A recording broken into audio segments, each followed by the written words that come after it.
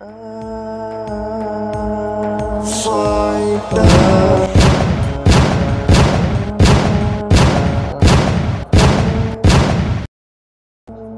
হঠাৎ করেই হুজুরকে মারল কেন?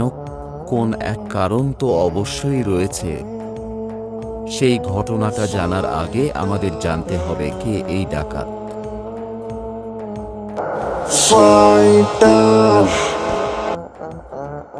ডাকাতকে আমাদের অবশ্যই জানতে হবে। 5 বছর আগে কথা। ডাকাত সবাইকে বাঁচাতে পুরো মুসলিম জাতিকে সে অনেক সম্মান করত।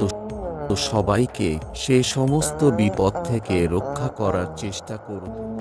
সে সবসময় আল্লাহর উপর ভরসা রাখত।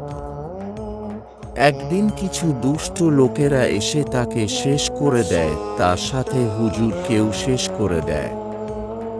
তাই বলে কি কেউ তাদের হারাতে পারবে না? অবশ্যই পারবে, কারণ ডাকাত আবার ফিরে আসবে। ডাকাত না থাকার পরে চারিদিকে দুষ্টু লোকের সংখ্যা বেড়ে যায়। চারিদিকে গুন্ডা বদমাশের সমাহার তৈরি হয়। কে আটকাবে তাদের? ডাকাত আবার ফিরে আসবে। হঠাৎ করে চারিদিকের লোকজন দেখতে পায় একটি হুজুর এসে সবাইকে বুঝাচ্ছে, কিন্তু তারা জানত না এটা কে। হুজুরের কথা যখন তারা শুনল না, হুজুর তাদেরকে মারা শুরু করে।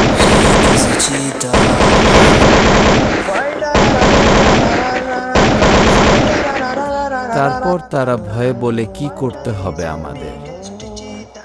তোরা আর খারাপ কাজ করতে পারবি না, তোরা ভালো হয়ে যাবি। পরে মানুষরা জিজ্ঞেস করে, তুমি কে? তারপর সে উত্তরে জানাই, আমি ডাকাত। আমাকে চিনতে পেরেছেন আপনারা? আপনারা তো আমাকে চেনেন না।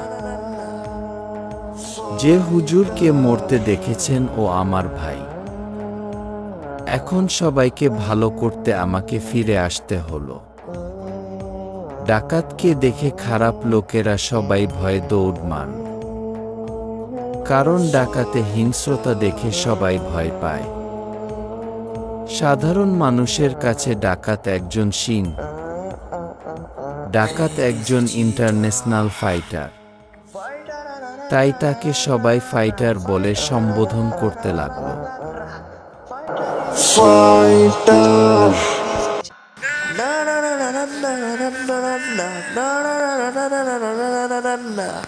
He's cheetah, he's cheetah.